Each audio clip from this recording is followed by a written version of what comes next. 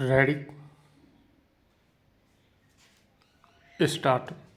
उपसभाध्यक्ष महोदय, मैं कई सालों से देख रहा हूं कि हमारे सामने हर साल घाटे का बजट आता है और कोई न कोई नया टैक्स हर साल बढ़ा दिया जाता है।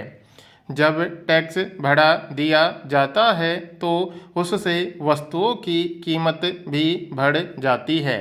उन वस्तुओं की कीमत बढ़ जाती है तो सरकारी कर्मचारी और दूसरे कर्मचारियों को महंगाई भत्ता बढ़ाने के लिए आंदोलन करना पड़ता है।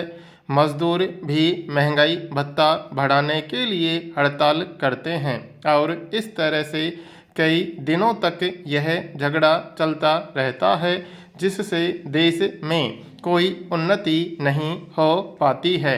इसलिए मैं यह निवेदन करना चाहता हूं कि सरकार को अपनी इस नीति में परिवर्तन करना चाहिए। हमें यह बतलाया जाता है कि योजनाओं को कार्यान्वित करने के लिए धन की आवश्यकता है और इसकी वजह से नए नए टैक्स अगले साल आ रहे हैं तो लगाने जरूरी हो जाते हैं। मैं एक देहात का आदमी हूँ। देहात के आदमी को इस बजट को देखने से कोई आशा मालूम नहीं देती।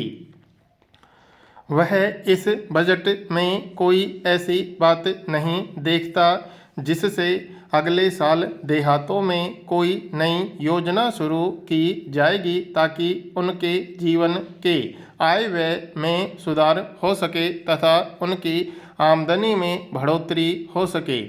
इसलिए मेरा निवेदन यह है कि माननीय वित्त मंत्री जी को इस तरफ भी ध्यान देना चाहिए, जो कि अभी तक नहीं दिया गया है। मैं आपके सामने कुछ सुझाव रखना चाहता हूँ। सरकार अगर अपनी आमदनी को अच्छी तरह से उपभोग करती तो सरकार ने जो टैक्स आज लगाए हैं उनको लगाने की आवश्यकता नहीं होती।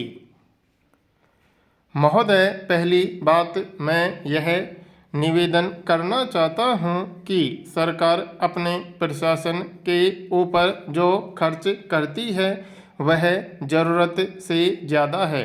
मैं अपने प्रदेश के देहातों की बात करता हूं। मैंने देखा है कि पहले हमारे 25-30 गाँवों के बने एक सर्किल में एक ही छोटा अफसर रहता था।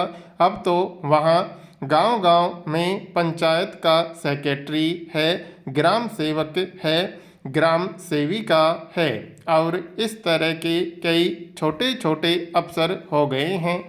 अब हमारे यहाँ सर्किल में नौकरों की संख्या ज़रूरत से ज़्यादा बढ़ गई है।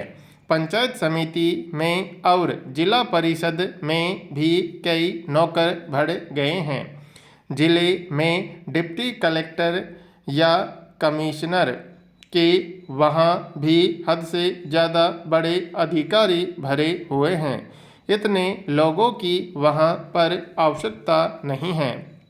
जब कोई नया बड़ा अफसर रखा जाता है या कोई नया दफ्तर खोला जाता है तो उसके लिए बिल्डिंग और क्लर्क तथा चपरासी रखने पड़ते हैं। उनके भत्ते, उनकी मोटरें, पेट्रोल का खर्चा, ड्राइवरों का वेतन, इस तरह से सरकार का खर्चा बढ़ता ही चला जाता है। अतः मेरा निवेदन यह है कि इस तरह की फिजूल खर्ची की आवश्यकता नहीं है। शासन को एक कमेटी बनाकर इस चीज़ की जांच करनी चाहिए ताकि अनावश्यक सरकारी खर्चे में कमी हो सके। इसलिए सरकार धन के दुरुपयोग को रोके। महोदया, खाद्य स्थिति के संबंध में सरकार ने जो समीक्षा प्रकाशित की है उससे ज्ञात होता है कि खाद्य स्थिति अत्यंत गंभीर है। अवर्षण के कारण अनेक राज्यों में फसल को बहुत नुकसान पहुंचा है। महाराष्ट्र, गुजरात, राजस्थान, मध्य प्रदेश, मैसूर, आंध्र प्रदेश और उड़ीसा के कुछ भाग इस अवर्षण से सबसे अधिक प्रभावित हुए हैं। संकट की गंभीरता का अनुमान इस बात से भी लग सकता है कि इस समय 20 लाख व्यक्ति भिन्न भिन्न राज्यों में राहत के कार्य पर लगे हैं। हमारे अनुमान के अनुसार मार्च के महीने में यह संख्या 50 लाख तक हो जाएगी। प्रश्न यह है कि देश में कितने अनाज की कमी है? क्या सरकार उसका कोई ठीक अनुमान लगा सकी है? कुछ क्षेत्रों में यह शिकायत की जाती है कि खाद्य मंत्री महोदय अनाज की कमी के आंकड़े 140 से 150 लाख मीट्रिक टन तक पहुंच सकते हैं। प्रश्न होता है कि क्या ये आंकड़े ठीक हैं? सभी इस बात को स्वीकार करेंगे कि आंकड़े एकत्र करने की सरकारी प्रणाली दोषपूर्ण है। यह भी कहा जाता है कि परिस्थिति को जितना गंभीर बात कर पेश किया जाता है उतनी गंभीर परिस्थिति नहीं है।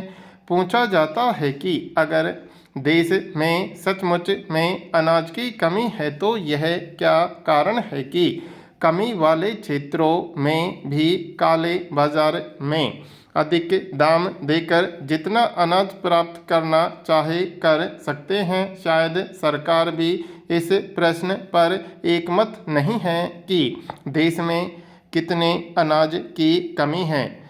आज के ही समाचार पत्रों में प्रधानमंत्री श्रीमती इंदिरा गांधी ने लंदन के एक समाचार पत्र को जो भेंट दी है उसका विवरण छपा हुआ है।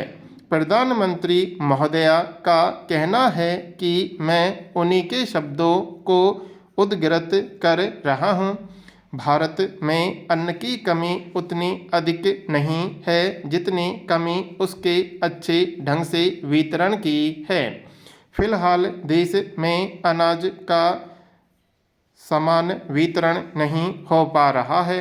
उन्होंने यह भी कहा है कि देश में अनाज की कमी है लेकिन भुखमरी की हालत नहीं है।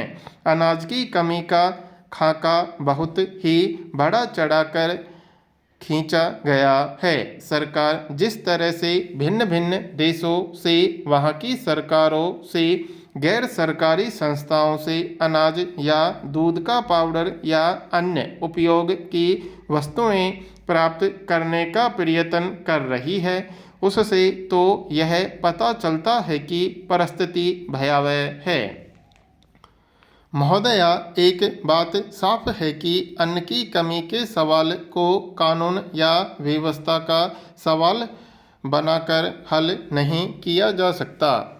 केरल में जो कुछ हुआ या पश्चिम बंगाल में जो कुछ हो रहा है या अन्य प्रांतों में जो कुछ हो सकता है, उससे एक बात साफ है कि यदि राज्य सरकारें लाठी या गोली से जनता के असंतोष को दबाने का प्रयत्न करेगी तो उसके परिणाम अच्छे नहीं होंगे। देश में अनाज की कमी है। वितरण ठीक न होने के कारण कमी का प्रभाव और भी बढ़ गया है।